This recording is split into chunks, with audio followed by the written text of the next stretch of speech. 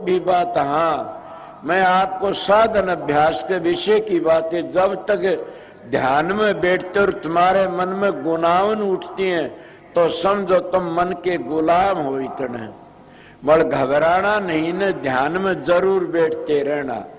एक दिन ऐसा आएगा कि वो मन छलांग मारनी छोड़ देगा। किस तरह छोड़ देगा कि तुम शरीर को नहीं डिगाओगे तो आप पर छूट जाएगी छलांग मारनी। कबीर साहब कहते मन जा तो जाने दे, गए कर राख शरीर, बगैर चले चढ़ाए कमान कर कैसे लागे तीर। इसीलिए साधन अभ्यास में मन जा तो जाने दो, अपना अभ्यास करते रहो।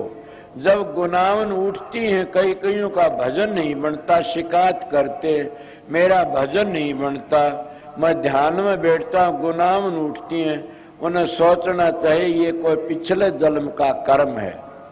जब तक कपड़े में मैल रहता है इतने कभी भी वो उजड़ा नहीं होता, मैल लकड़ जाता वो है कपड़ा चमक उठता। क्यों? धोबी जानता इस कपड़े में सफेदी है, मगर वो ज्यादा भट्ठी चढ़ा करके मैल को काट देता। इसीलिए उस उजड़ा करने के लिए उस परमात्मा का नाम ही एक उजड़ा करने लिए साबुन से। और उसी तरह हमारे कर्म कटते हैं। जब गुनावन उठे तो ज्यादा ध्यान में बैठा और सुमरण किया करो। जब तुम सुमरण ज्यादा करते रहो, कहीं ऐसा टेम आ जाएगा कि मन गुनावन उठना बंद कर देगा। जब गुनावन उठनी बंद होगी तो सोचो अब मैं मन के ऊपर कब्जा कर लिया। और जब सपने भूंडे भूंडे आते समझो अभी मन के ऊपर कब्जा नहीं है। जब अच्छे अच्छे सपने आते, महात्मा देखते, गुरु के दर्शन होते, या हम उड़ारी लेके उड़ते हैं ऊपर ने, तो फिर सोच लेना कि अब मेरा मन कुछ न कुछ रास्ते पड़ गया और मन सुधरता आ रहा है। इसलिए मैं आपने मन की बातें बताई, ये मैं अपने हिसाब की बातें बताई आप लोगों को। मगर कई बार ऐसा होता कि भजन कति नहीं बनता, न प्रकाश होता और न शब्द खुलता, तो उसमें घबरा की बैठो मत नहीं न। अगर क्या करो कि ज्यादा बैठो ध्यान में और ज्यादा बैठो। देखा नहीं कि जमींदार की धरती जब सूख जाती है साढ़ू के वक्त में, तो कड़गता मार करके न हल्का ऊपर का आमण फाड़ी बांध लेता और दोनों हाथों दाब लगा देता और उस सारी भूमि न पाड़ गिरता है वो। इसीलिए ये भी वो एक खेल है, साढ़ू उखड़ जाती है, ऐसा खेल है ये भी। तो उसमें तुम कड़गता मार लो, मजबूत हो जाओ कि चाहे पा दुखो, चाहे सिर दुखो, चाहे आंख दुखो, उसमें इतना काम करो कि अपने आप को भूल जाओ। और ये प्रण कर लो कि मैंने वो साधन, मैंने वो ध्यान करके न उस प्रकाश को देखना है और मैंने ये ध्वनि सुननी है।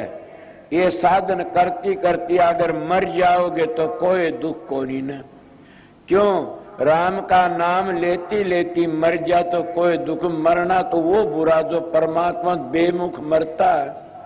जो परमात्मा नाम लेने में मौत आ जाए तो बड़ी अच्छी बात है।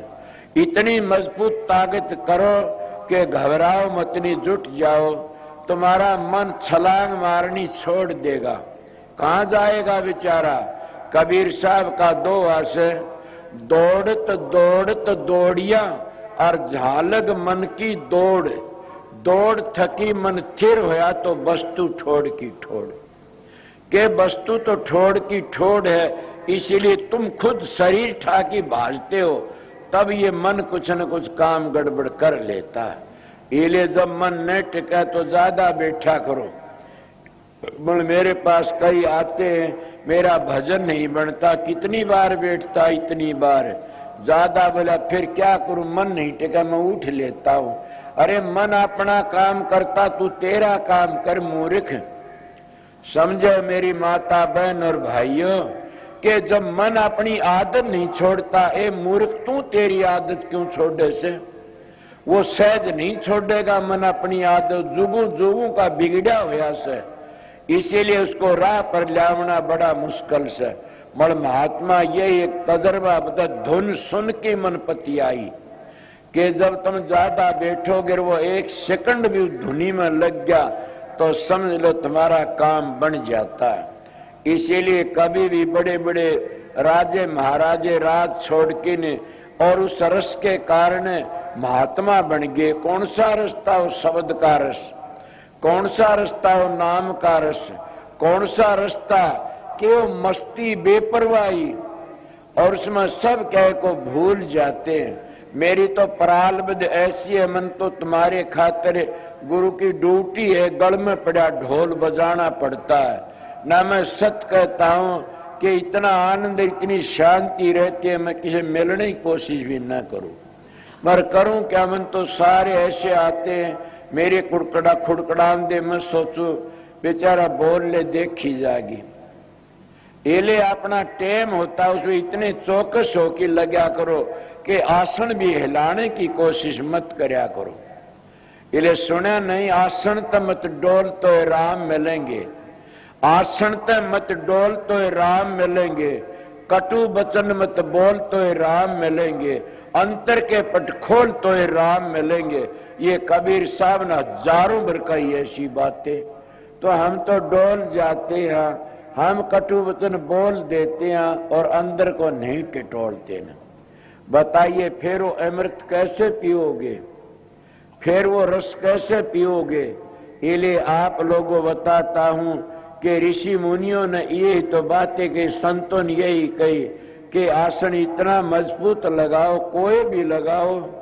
ये नहीं कहता तुम पद्मासन लगाओ, ये नहीं कहता तुम गोमुख आसन लगाओ, ये नहीं उकड़ू लगाओ, तुम्हारी मर्जी है, कोई भी आसन लगाओ जिसमें शांति मिल जाए।